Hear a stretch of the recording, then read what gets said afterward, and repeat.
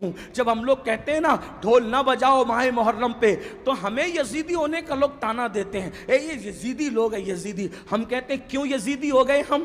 ہاں ہمارا حال تو یہ ہے کہ ہمیں ناسبی اور خارجی اہل بیت کا ذکر سن کے ہمیں رافضی کہیں، اور آپ کو ڈھول کے لیے منع کریں تو آپ ہمیں یزیدی کہیں۔ بہت اچھی بات ہے، آپ کے اپنے معاملات ہیں، مگر یاد رکھنا اللہ کی عدالت میں تمہیں بھی منہ دکھانا ہے اور ہمیں بھی کھڑے ہونا ہے۔ ہم حق بات کہہ جائیں گے، کیوں ڈھول بجاتے ہو محرم میں، کیوں ڈھول پیٹتے ہو محرم میں، کیوں چڑھاوے چڑھاتے ہو بتوں کی طرح معاملات کر کے، تو آپ کہیں گے محبت ہے محبت۔ ہم نے کہا کیوں محبت ہے؟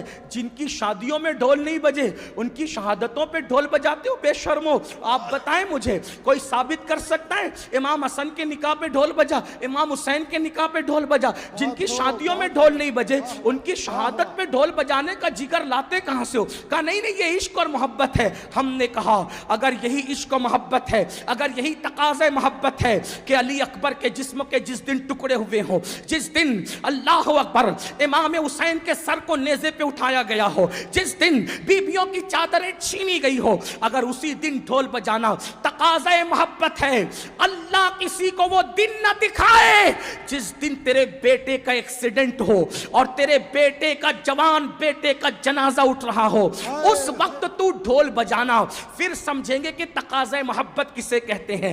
تیرے جوان بیٹے کے لاشے پر تجھے ڈھول بجانے کی ہمت نہیں ہوتی اور ہم شبیہ پیمبر کے جگر کے ٹکڑے کیے گئے، اس دن تم ڈھول بجا کر محبت کی علامت قرار دیتے ہو؟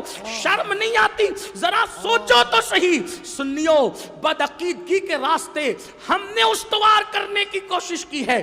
امام احمد رضا کی شان یہ ہے، انہوں نے اہل سنت کو بھی اصلاحی نظریہ پیش فرمایا اور بدعقیدوں کو بھی لگام عطا کی۔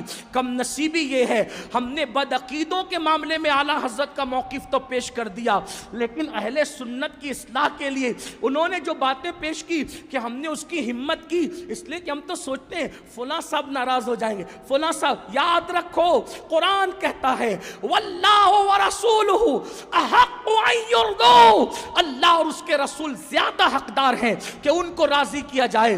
لوگ رزاق نہیں ہیں، رزاق اللہ ہے۔ اس لیے سنیوں، میری قوم کے جوانوں، امام نے جو پیغام دیا ہے اس دونوں کو